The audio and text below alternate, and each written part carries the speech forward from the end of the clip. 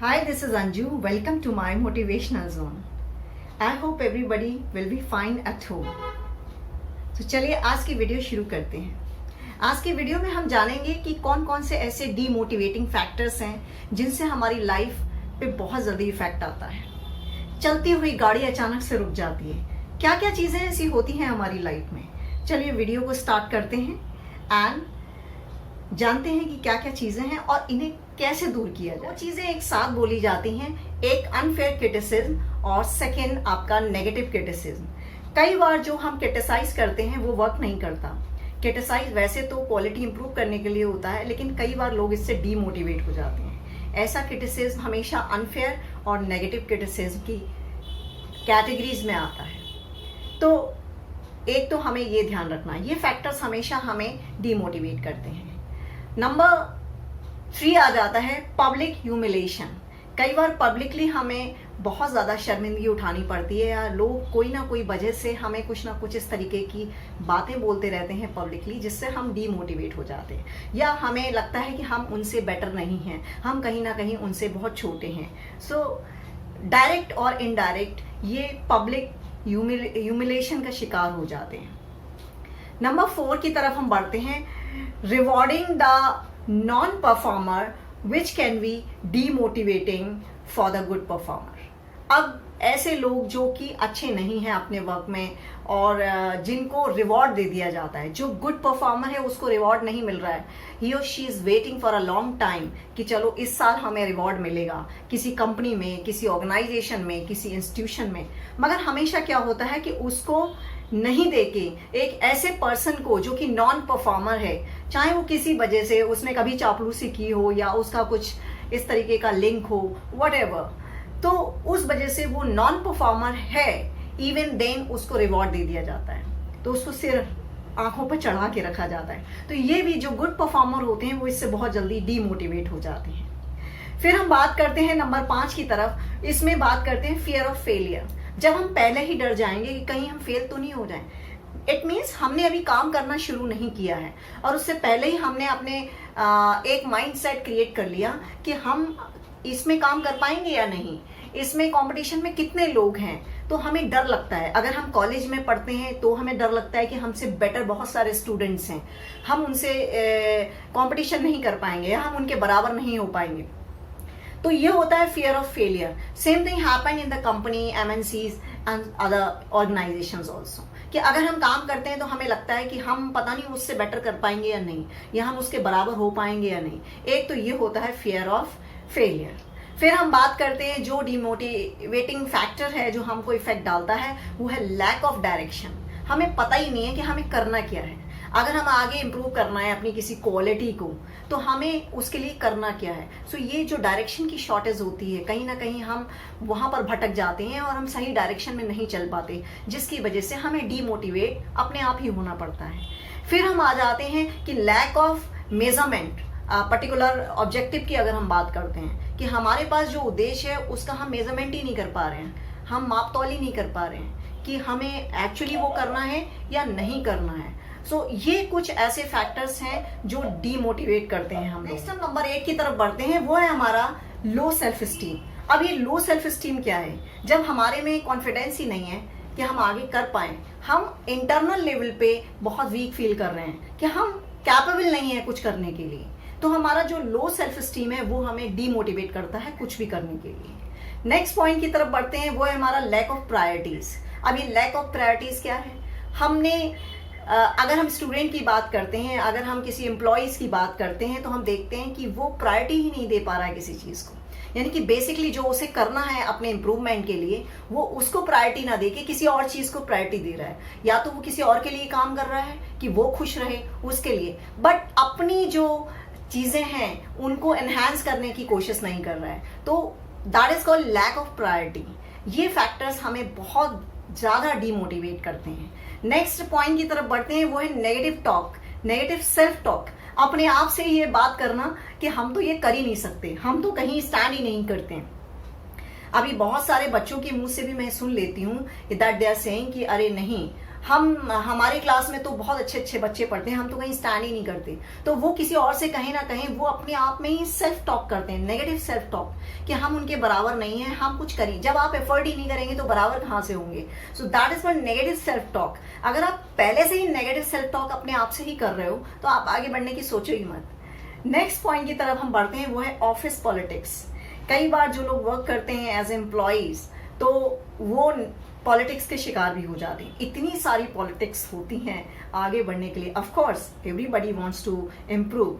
अब कुछ चापलूसी से इम्प्रूव करना चाहते हैं, कुछ अपने वर्क से इम्प्रूव करना चाहते हैं, कुछ किसी ना किसी तरीके से वो अपने तरीके ढूंढते हैं कि कैसे। लेकिन आफ्टर अगर हम पूरा एक देखते हैं तो पूरा निचोड़ जो निकल के आता है वो ये है कि ऑफिस पॉलिटिक्स तो होती ही है, ये तो जेन्युइन है, तो ये भी हमको डीमोटिवेट कई बार कर जाती है।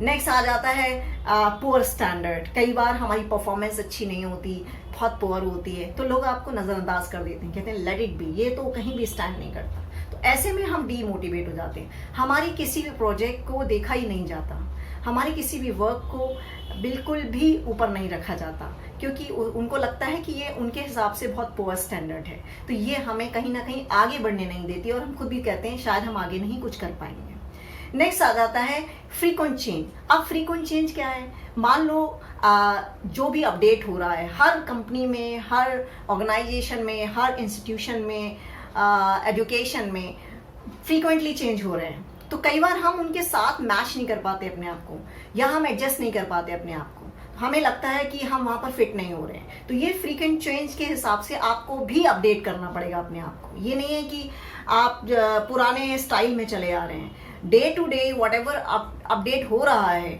उसके अकॉर्डिंग आपको भी अपडेट करना पड़ेगा। देन हमारा लास्ट पॉइंट आता है रिस्पॉन्सिबिलिटी विदाउट अथॉरिटी। कई बार क्या होता है, लोग काम करते रहते हैं मगर वो उनको ना उस तरीके की अथॉरिटीज नहीं दी जाती और उन्हें लगता है कि उन्हें अथॉरिटीज मिलनी चाहिए because they are capable for that. तो इस वजह से उनका जो है वो जो डीमोटिवेशन की तरफ वो बढ़ने लगते हैं। तो इतनी रिस्पॉन्सिबिलिटीज उनके ऊपर हो जाती हैं, वो काम करते रहते हैं बट उनको अथॉरिटी नहीं होती कुछ भी करने की, कोई डिसीजन लेने की अथॉरिटी नहीं होती, बस उन्हें दूसरे के अंडर जो वो कहते हैं वो करते रहना होता है। तो ये भी हमारा जो है विदाउट अथॉरिटी एक तरीके से डीमोटिवेशन का काम करता है और ये भी one of the important demotivating factor है हमारी life. So basically we should know a satisfied person is not necessarily a motivated person. How come? Some people are satisfied with very little. कैसे? Motivation comes from excitement. अब आप में excitement नहीं है, आप खुश हो, जैसे वो खुश हो, तो आप काम नहीं कर पाओगे। आप एक ढर्रे से काम कर रहे हो, यहाँ पे उसी ढर्रे से काम किए जा रहे हो। You are not having something excited कि आपको कुछ नया मिले, आप कुछ नया करो, आप कुछ अपडेट करो, वो आप में नहीं है। आप जितने में हो उतने में खुश हो, तो आप कभी भी आगे नहीं बढ़ सकते, आप हमेशा डीमोटिवेटेड रहोगे। तो इस चीज़ का आपको बहुत अच्छे से ध्यान रखना है। New method of motivation will not work till you are not going to work for your self motivation. जब तक आप अपने आप के लिए काम नहीं करेंगे and you are not going to remove these demotivating factors जिसके बारे में अभी मैंने बात की है, उनको आपको रिमूव भी करना होगा, हटाना भी होगा अपनी लाइफ से, तभी आप आगे। Many times just removing the demotivation factors can spark your motivation. बस इतने से ही आप मोटिवेट हो जाते हो। So now let's talk about some motivators. कौन कौन सी चीजें हैं हमारी लाइफ में जो हमें मोटिवेट कर सकती हैं? Talk about few steps to motivate others. Number 1, give respect.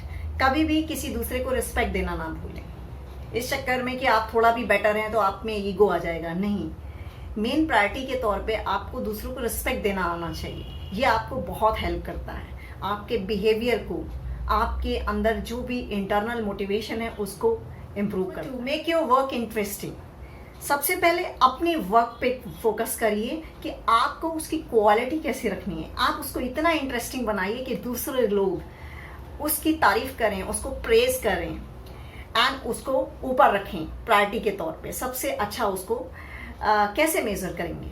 तो इसके लिए आपको अपना वर्क पे काम करना पड़ेगा, अपने वर्क को इंटरेस्टिंग बनाना पड़ेगा।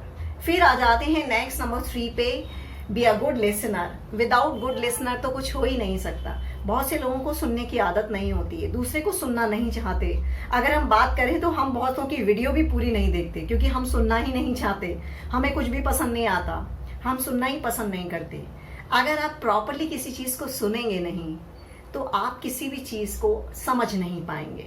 सो ये हमारी बहुत अच्छी स्किल होनी चाहिए, बी अ गुड लिसनर। जब तक आप अच्छे लिसनर नहीं हो, आप कोई भी चीज़ अच्छे से समझ नहीं सकते हो। तो आप इस चीज़ को भी ध्यान रखिए, चाहे किसी की वीडियो देख रहे हो या फिर अपने किसी ऑर्गेनाइजेशन में आप वर्क कर रहे हो, आपको इन चीज़ों पे बहुत ध्यान देना चाहिए।